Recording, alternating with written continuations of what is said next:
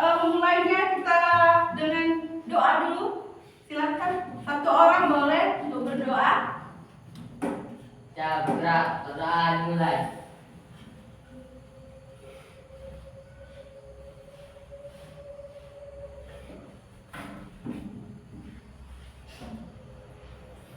Selesai.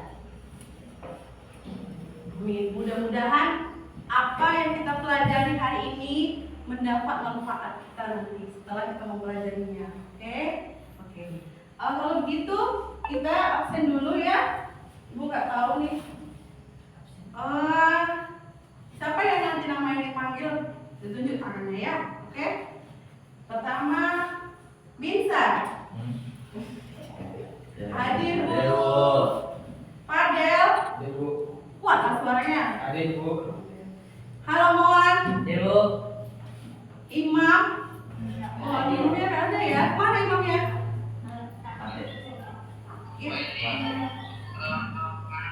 Mudah-mudahan imamnya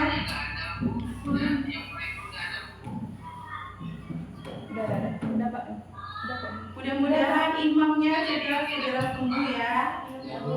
Kalau begitu kita lanjut. Leo. Hadir. Nurul. Rahmat. Rian. Rindi. Tri. Ada juga. Oh, dia kemana lagi tuh Trinya? Ya, mudah-mudahan dia cepat sembuh ya. Wilja. Sama. Wilja juga kemana ya rupanya. Oke, kalau begitu. Sebelum kita memulai materi kita hari ini, pertama-tama Ibu mau memperkenalkan ini dulu.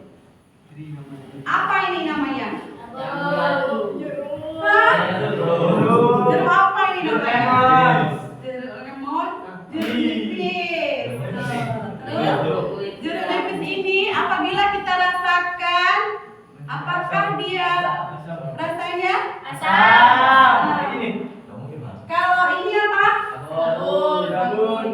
Tidak sengaja tercicipi oleh kita, rasanya bagaimana? Pahit. Jelas. Kenapa asam jeruk itu terasa asam, terus sabun itu kalau dicicip terasa basah, seperti pahit? Itu dikarenakan adanya senyawa asam dan senyawa basah pada masing-masing benda ini. Ya. Itu yang harus kita pelajari hari ini, yaitu untuk mengidentifikasi sifat asam dan basa pada larutan atau zat. Kemudian kita mengaitkannya dengan konsep asam dan basa.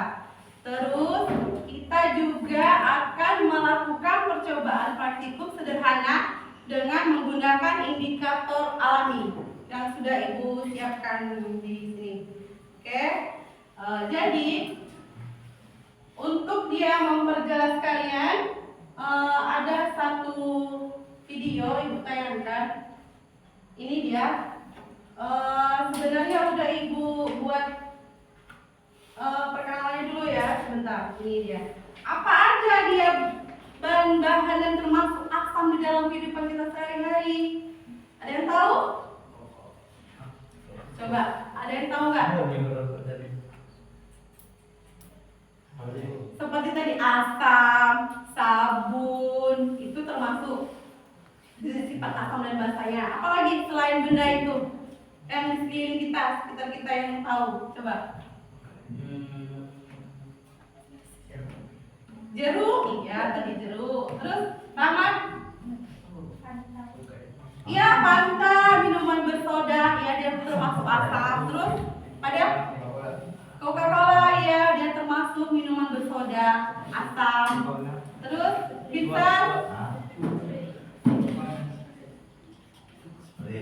Sprite, ya sama itu Fanta, Coca-Cola, Sprite itu termasuk minuman bersoda yang mengandung zat asam di dalamnya. Jadi dia termasuk golongan asam. Ibu ada bawa contoh nih, boleh diperhatikan. Ada salah satu contoh asam dan basa dalam kehidupan sehari-hari. Coba lihat amati gambarnya. Apa ini gambarnya?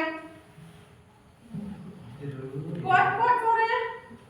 Gambar apa ini? Jeruk. Anggur. Anggur. Terus? Terus? Asam laktat. Ini yang termasuk di dalam senyawa asam. Ya. Terus kalau untuk basa, contohnya seperti ini. Apa aja ini? Sabun Bu. Iya, sabun, deterjen, odol, pembersih, bahkan dia itu obat mah termasuk juga di dalam asam.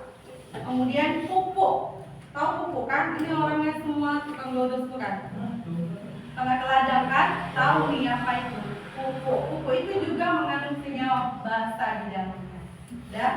Jadi pertanyaannya, bagaimana kita mengetahui kalau senyawa itu termasuk asam atau basa? Bagaimana caranya? Itu menjadi pertanyaan sama kita. Bagaimana caranya supaya kita tahu benda itu bersenyawa asam atau basa? Caranya dengan menguji larutan tersebut. Ujinya bagaimana? Ujinya ada dengan 3 cara. Uji kertas lakmus, uji indikator alami, dan uji pH universal. Jadi sebelum kita untuk membahas itu, kita lihat dulu. Udah pernah lihat belum kertas lakmus itu bagaimana? Kertas lakmus itu seperti ini. Ya, ada warna merah, ada warna biru. Nanti kalau dia tidak dibuat dalam bentuk larutan, yang asam bisa menjadi merah tetap, yang dia basa menjadi merah juga tetap. Oke. Kemudian ada yang namanya indikator alami. Indikator alami itu seperti ini. Contohnya. Apa dia? Terus?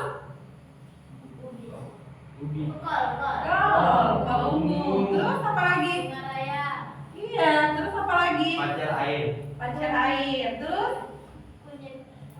Iya, kulit manggis. Ini nanti bahan yang bisa diuji indikator alami dengan cara mencampurkan bahan-bahan yang bersifat asam dan basa, terjadi perubahan warna. Warna awalnya apa? Terjadi perubahan permainan warna di dalamnya.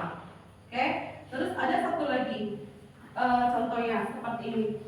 Ada seorang anak yang suka meminum minuman bersoda. Tadi disebutkan minuman bersoda itu mengandung asam. Karena terlalu sering minum minuman bersoda, terjadi pengeroposan atau lubang-lubang kecil di giginya. Kerusakan terjadi di giginya. Karena mengandung asam fosfat yang sangat tinggi, jadi giginya rapuh, rusak. Jadi minuman yang bersoda itu tidak baik untuk kita minum, betul. Dan kemudian mari kita lihat video ini ya. Sebentar, boleh disimak dan diperhatikan ya videonya.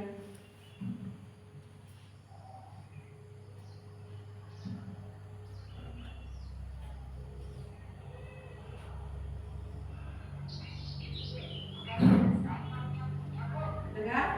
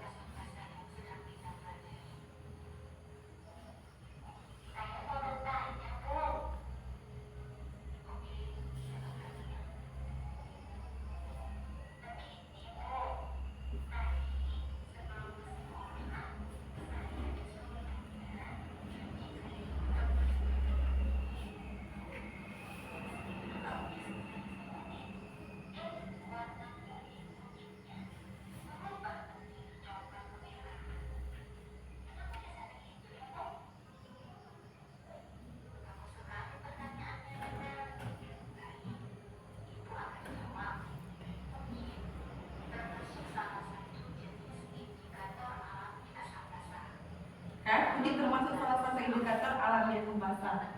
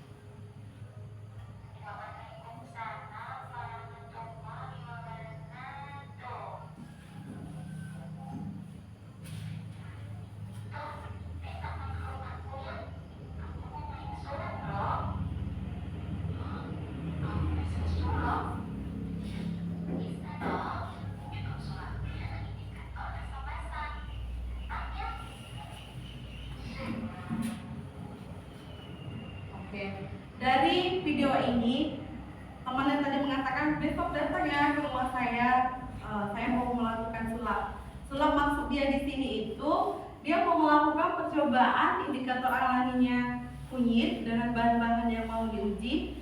Jadi setiap nanti dia melakukan pengujian itu terjadi perubahan warna. Warna itu yang dimaksudkan olehnya berubah. Jadi disebutnya pemain sulap. Itu dia maksudnya ya. Ngerti? Sampai di sini paham? Paham ya. Kan paham aja. Ternyata nanti nggak paham. Oke. Kemudian apa itu asam dan basa? Bentar ya.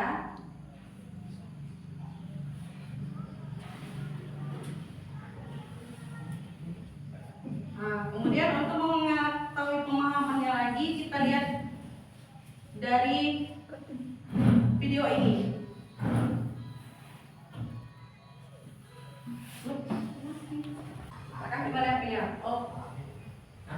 Nah, dari video tadi, kalian dapat mengetahui bagaimana itu asam dan bagaimana itu basa. Terus cara mengidentifikasinya tadi dengan menggunakan uji indikator atau kata selakmus. Jadi di sini kita mau merencanakan percobaannya. Ibu sudah siapkan bahan-bahannya. Terus nanti kalian mempercobakan ya, kan alat-alat yang sudah disediakan ya. Nanti di LKPD-nya udah ibu sediakan. Jadi kalian tinggal mengikuti prosedur yang ada di LKPD yang ibu diberikan bersama kalian, oke? Beserta dengan bahan ajar yang nanti sebagai literatur kalian untuk mengetahui sifat asam dan basa pada masing-masing larutan yang ada. Oke, paham? Paham? Boleh api yang disimpan dulu. Ini kan duduknya sudah secara berkelompok nih ya. Yang mana tadi kelompok 1? Kelompok 1, kelompok 2. Jadi nanti masing-masing kelompok boleh mengambil bahannya, perwakilannya aja ya, gak usah semua nanti kacau. Jadi ambil masing-masing bahannya, bawa ke kelompoknya, jangan amburadul kacau ya, tertib. Jadi kalau begitu silakan satu kelompok untuk mengambil bahannya. Silakan.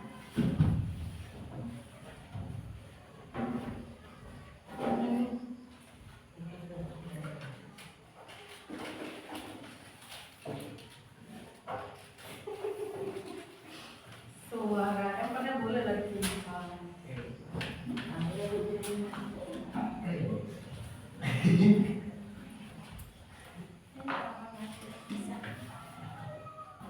Lo hilang ya terlihat. Dia mati lampu. Mati lampu. Lo hilang apa gue? Yang penting kemana? Nyangkut ini. Ini juga. Tinggal lagi.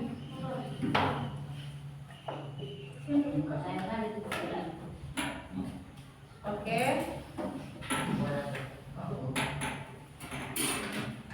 Oke ya.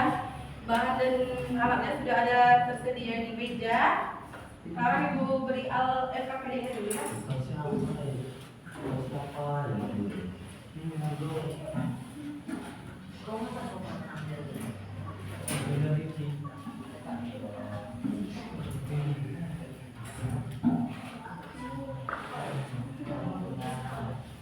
Ini bahan aja ya. LKPD-nya di dalam.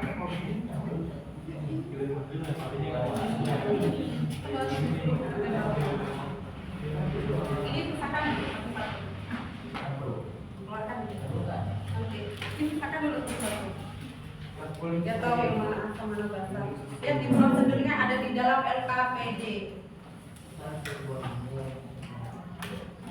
Oke?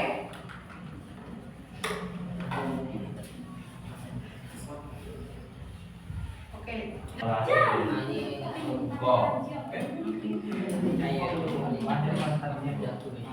Itu keluar apa? Keluar. Jangan Apa jadinya?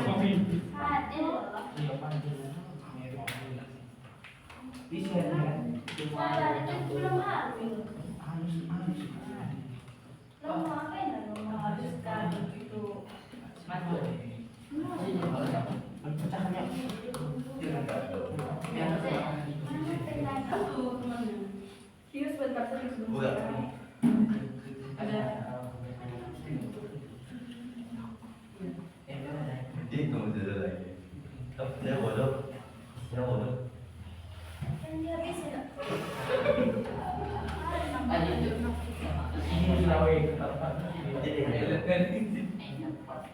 Aku dulu.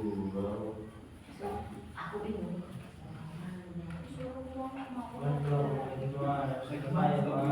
Saya ada kelompok. Nah itu dah.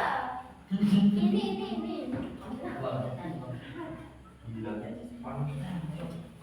Gila. Gila.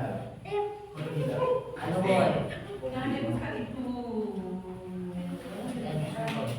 Kenapa Yesus kami diambil? Gimana mana? Habis.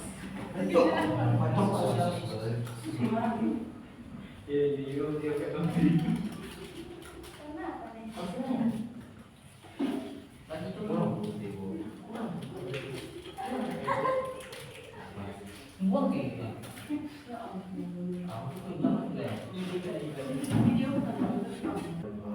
Oke, kelompok berapa sudah siap hasil diskusi? Kedua. Kalau begitu, kita persilahkan kelompok 2 untuk menyimpulkan hasil percobaannya kepada kelompok lain yang ada tanggapan atau pertanyaan. Nanti dipersilahkan kepada kelompok 2.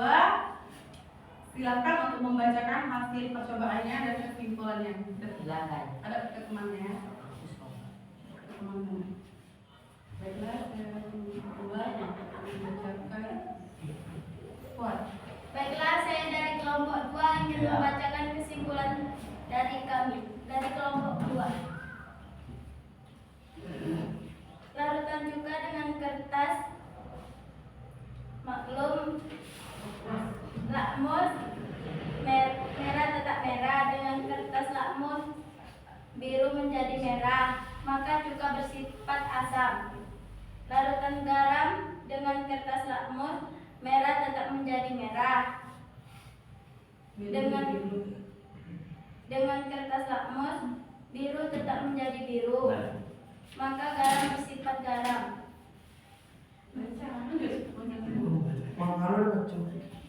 Gabur, yang teman lain didengarkan. gabur dengan kertas lakmus merah menjadi biru, dengan kertas lakmus biru menjadi biru, maka kapur bersifat basah. Ibu setuju dengan indikator alami? Uji indikator alami kunyit. Pada larutan sampur dan soda kue berwarna merah kecoklat-coklatan, maka bersifat basah. Dengan pada Yakult dan jas jus berwarna oranye, maka bersifat asam.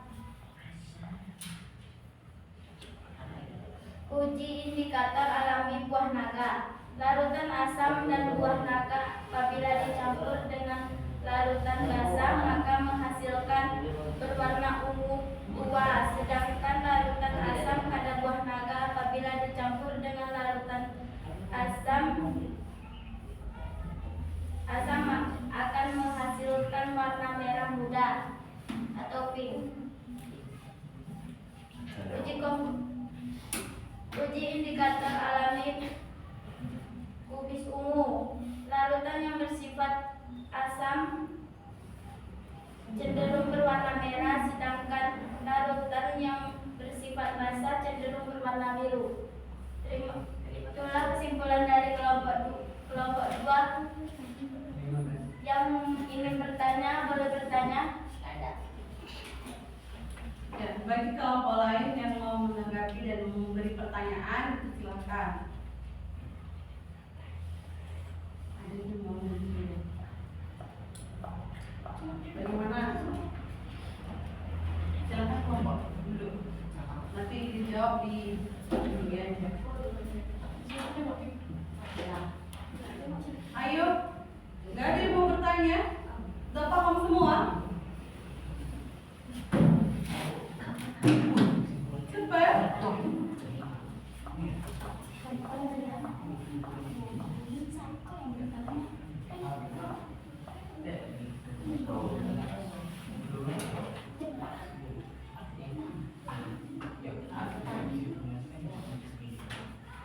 Siapa dari kelompok 1 yang mau bertanya atau memang sudah paham semua? Sudah mengerti?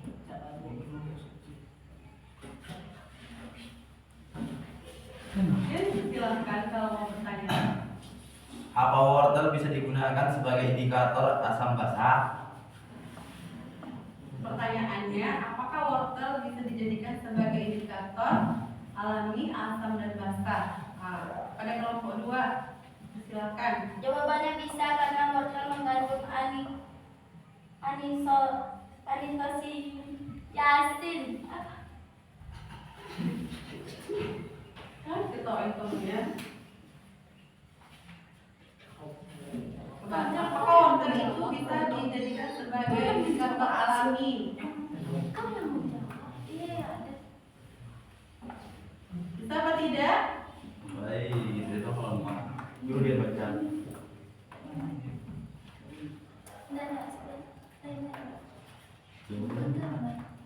Apa pertanyaan berikutnya? Supaya sekaligus nanti dijawab sama dia.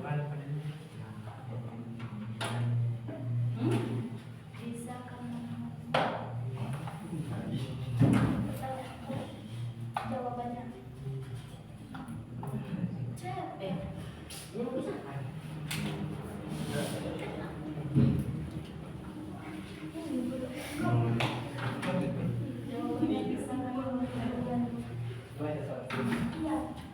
Jawabannya bisa karena Buat gak kedengaran suaranya? Bisa karena wortel mengandung antosianin dengan uji indikator yaitu kertas lakmus, indikator alami dan indikator universal. Bisa jawabnya bisa. Karena dia mengandung zat warna yang bisa mengubah warna menjadi warna-warna yang lain. Nah, ada pertanyaan lagi. Apa indikator alami yang paling baik untuk menguji asam basa? Kelompok 2, apa indikator yang baik yang tepat ya digunakan untuk mengidentifikasi asam dan basa? Tadi kan udah melakukan percobaan, pasti udah tahu.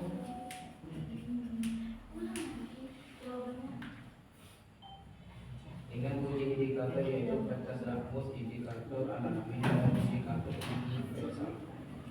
Dengan melakukan uji indikator kertas lakmus, indikator alami dan indikator universal. Oke, kasih kupon dulu untuk kelompok 2. Nah, sekarang kelompok 1 boleh dibacakan hasil percobaannya dari perbedaan 5 tadi. Dari ilmu ya.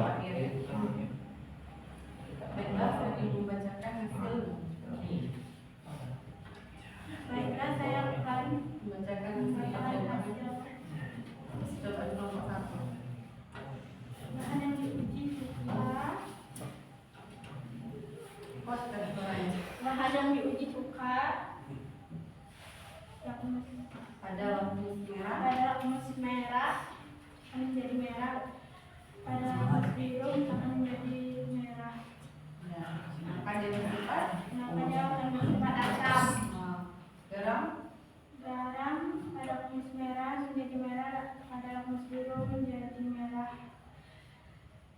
Maka dia Maka dia akan menjadi garam. kapur. Pada lakmus merah menjadi biru. Pada lakmus biru menjadi biru. Maka dia bersifat Maka dia akan bersifat rasa.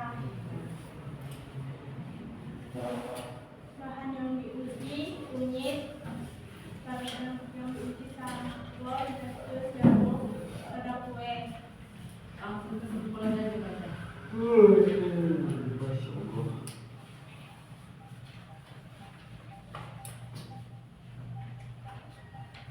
Satu.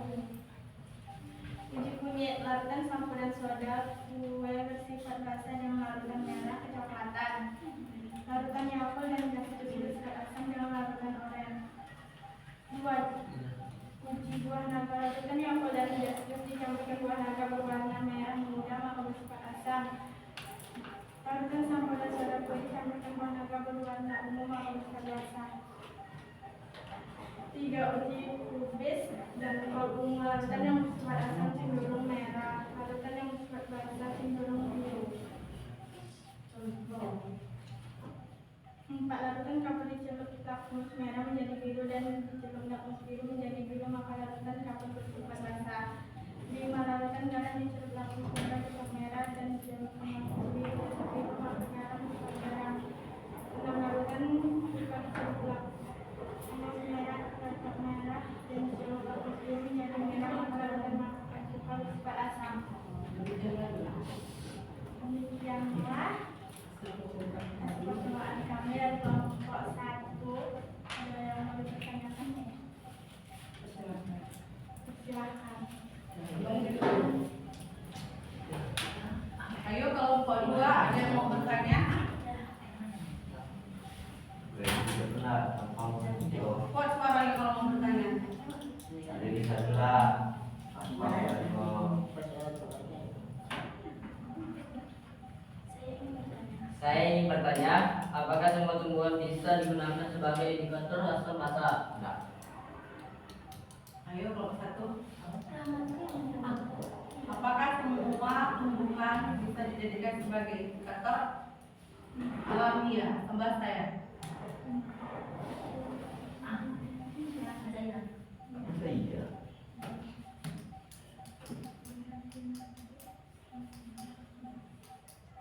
Tidak semua tumbuhan hanya yang mengandung antrosianin. Berarti tidak semua ya. Terus ada pertanyaan lain?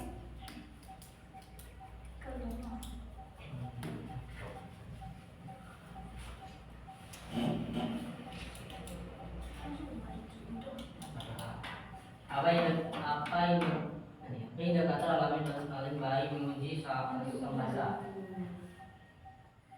Hanya tumbuhan yang berwarna mencolok seperti kunyit kol, bunga raya, kulit manggis. Hanya bahan-bahan atau tumbuhan yang warnanya mencolok seperti tadi kol ungu, kunyit, manggis, bunga raya, buah naga. Jadi tidak semua ya. Jadi untuk merasakannya juga dia itu apabila asam dan basa juga tidak terlalu sulit dicicipin. Tidak semua. Karena yang disebut asam itu ada juga, ada yang berbahaya, ada yang tidak. Jadi gimana perasaannya pelajaran hari ini? Menyenangkan? Seronok? Apa yang paling susah dalam pembelajaran praktik tadi? Kak Doro. Semuanya gampang. Berarti happy lah ya. Happy. Jadi untuk pertemuan minggu depannya kita sudah ke try PH. Jadi sebelum pelajaran minggu depan boleh dibuka-buka di rumah bukunya, literatur dari mana dapat tentang try PH. Oke? Ini ada ibu kasih soal ya. Bu, balik Bu. Coba.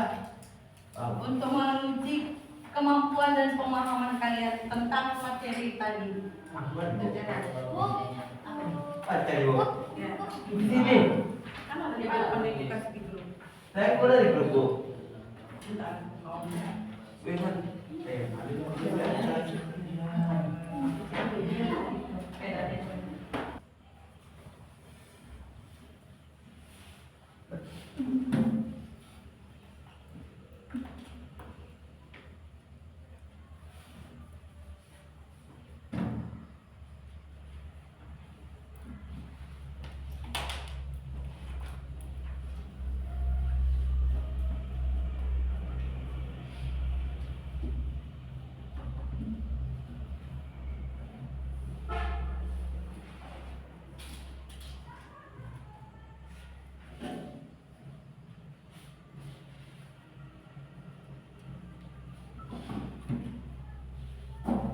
Udah?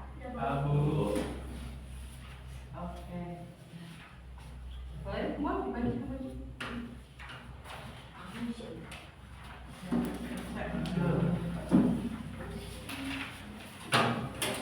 Jangan. Silakan duduk. Oke, jangan lupa yang ibu sampaikan tadi untuk minggu depannya try PH ya. Aduh, memang. Merasa ada nanti buat aja. Ini lawat tak kan? Nanti ini. Udah, Aduh, tak. kita kasih dulu semangat untuk kita. Jangan lupa belajar di rumah untuk membuka materi try PH. Oke? Oke? Oke. Mari kita tutup pembelajaran hari ini dengan mengucapkan hamdalah. Alhamdulillahirabbil alamin. Jangan cepat ya. Oke. Boleh. Selesai. Siap. Coba nih. Ini